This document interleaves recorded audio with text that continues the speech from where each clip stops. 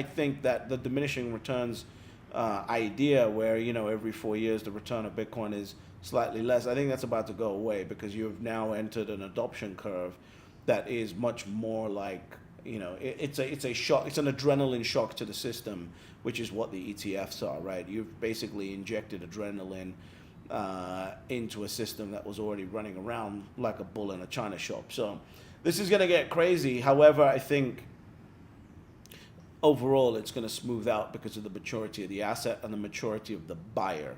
It's really about the maturity of the buyer, not really the maturity of the asset. The maturity of the buyer is going to force that stable, everyday 200 million coming in every single day, no matter what you do. It doesn't matter whether Bitcoin's up, it doesn't matter whether Bitcoin's down. I'm buying 200 million every single day. That is really what is going to cause this cycle to change and cycle to mature. And this is all positive because what this allows you to do is bring in more demand for income products, because income products require a little bit more stability in the market. It allows older people to get in and base their retirement portfolios off the asset, etc., etc. This may take a little bit longer than what I'm thinking in this cycle, because this cycle may be one of the ones that just people start running away with it. But I think what you're seeing here is Bitcoin go through its Tesla moment, right? Bitcoin, where Tesla basically, every Russell 2000 asset manager just decided, we need Tesla, get Tesla now. And it will have that run up and then it will sort of stable out. So that's what I think is going to happen here overall. But I think we're entering a phase of Bitcoin which I would like to call the perpetual cycle, which basically means that it's really just a soft cycle that goes on forever. It's the same thing that gold went through when the ETF came out, right? Gold had eight up years following the ETF launch, and it took about a year to get started, which sort of lines up with what this is. And that, the reason why it takes a little bit of while to get started is because people have got to educate people. People have got to, train people. People have got to sell the asset to their clients. Like, all of this is going to take time. Plus, you've got retail that can't even be sold the asset yet because of whatever due diligence BS that's going on inside of the advisory firms that will kick in, within 30 to 90 days after an SEC product is launched. So there's a lot coming in here and focusing in on this summer period, which is quite weird because in the summer you normally have the saying, sell in May and go away. But this year could sell in May, go away. I don't know. That could be interesting because you're about to see a lot of demand come online.